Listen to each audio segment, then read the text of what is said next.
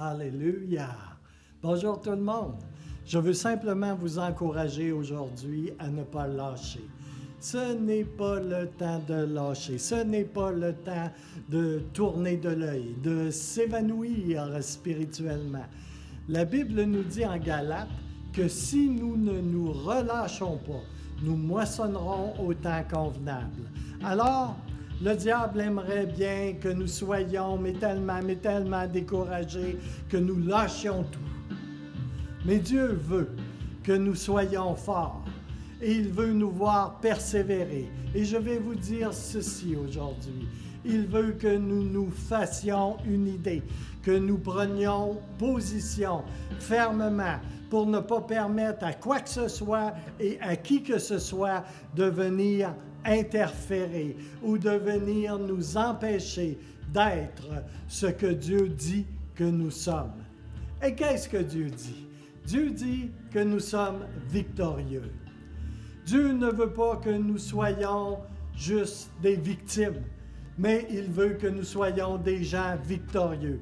Et peut-être que tu as besoin de te regarder et de te dire, non, je ne suis pas une victime, mais je suis plutôt victorieux. Victorieux en Jésus. Et à cause du tout est accompli de Jésus victorieux. La Bible nous dit qu'il a dépouillé toute principauté et toute puissance et qu'il les a livrées en spectacle, publiquement, en triomphant d'elles. Il a gagné la bataille et il a été couronné. Il s'est levé d'entre les morts. N'est-ce pas extraordinaire? Et quand il s'est levé d'entre les morts, il nous a introduits à une espérance vivante et merveilleuse en tant qu'enfants de Dieu, nés de nouveau. Nous devrions être les gens les plus remplis d'anticipation et d'espoir qui soient sur cette terre.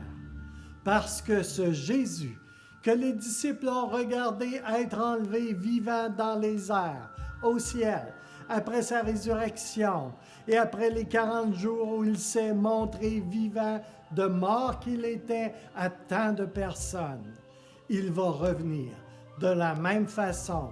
Après s'être montré vivant à plus de 5000 personnes, il a été enlevé au ciel.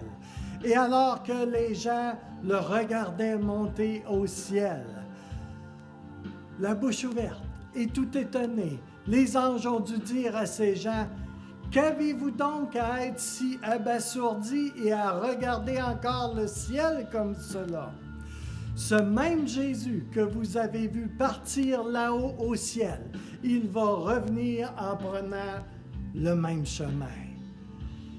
Oui, il est monté là-haut, mais il va revenir. Et c'est pour nous qu'il revient. Pour moi, pour toi, il revient et il va nous emporter au ciel avec lui. La Bible nous dit que dans la maison de Papa au ciel, il y a plein de places pour nous. Ce qui nous arrive souvent, je pense, c'est que nous devenons bien mêlés, un peu brassés et embarrassés de beaucoup de choses d'ici-bas, des choses de ce monde, empêtrés quelquefois jusqu'au cou, dans toutes sortes d'affaires terrestres. Puis nous laissons captiver par tellement de choses que nous perdons de vue l'essentiel et nous perdons de vue ce qui est éternel. Je dois vous rappeler que vous et moi, nous sommes des êtres éternels. Vous et moi, nous ne mourrons pas. Ce corps va peut-être faillir, tomber en panne en quelque sorte avant le retour de Jésus. Mais nous sommes des êtres éternels et nous ne mourrons pas. En tant qu'être éternel, nous ne mourrons pas. La Bible déclare formellement, si vous croyez en lui, en Jésus, vous ne mourrez jamais. Vous avez la vie éternelle. Vous ne ferez que changer de plan existentiel, si je puis m'exprimer ainsi. Tout un upgrade, frères et sœurs. La mise à jour ultime vous allez passer de cette vie temporelle à la vie éternelle, ce qui est une très bonne transition. Mais au milieu de cette période temporelle, transitoire, le Seigneur veut qu'on vive avec un cœur qui se réjouit, que nous soyons des représentants du ciel et de qui il est, des dispensateurs de l'Évangile, des ouvriers dans la moisson. Il ne veut pas que nous soyons là comme en mode pénible de survie et en train de se languir avec un « Seigneur, viens me chercher ». Bien au contraire, plus que jamais, nous devrions être occupés aux affaires du Père. C'est donc une chose merveilleuse que de savoir que Dieu, au travers de tout cela, a un plan pour nous. Le plan de Jésus pour nous, c'est que nous gagnions des âmes à Christ. Et la façon que l'on fait cela est très, très, très, très compliquée. C'est simplement en laissant le Saint-Esprit t'utiliser. Dans Actes 1:8, il est écrit « Recevez le Saint-Esprit et soyez mes témoins ». C'est ce que Dieu veut. Qu'est-ce que l'Évangile? C'est la bonne nouvelle. Dites-moi, le monde n'a pas besoin de bonnes nouvelles au milieu de toutes ces nouvelles présentement, de toutes ces mauvaises nouvelles, contradictoires. C'est que vous avez des réseaux d'information et toutes ces émissions qui donnent des nouvelles. Mais quelles nouvelles? L'Évangile, elle donne de bonnes nouvelles. Qu'est-ce que j'essaie de vous dire? Nous sommes citoyens de deux mondes. Nous sommes ici-bas, mais nous sommes également en route, en chemin vers là-bas, vers là-haut.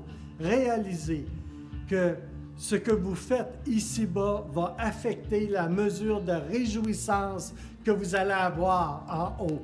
Et ça, c'est un fait avéré des Écritures.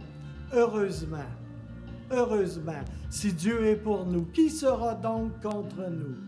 En tant que pasteur, je veux vous inviter à vivre pleinement pour le Seigneur, à faire que votre vie compte et que vous puissiez vous saisir des opportunités qui vous offrent à vous pour ce faire. Que Jésus-Christ vous bénisse abondamment. Jésus est vraiment qui il dit qu'il est. Et il fera ce qu'il a promis de faire. Il ne nous abandonnera jamais, ne nous oubliera jamais. Et bien-aimé, il veillera à ce que vous soyez victorieux à la fin dans le nom de Jésus.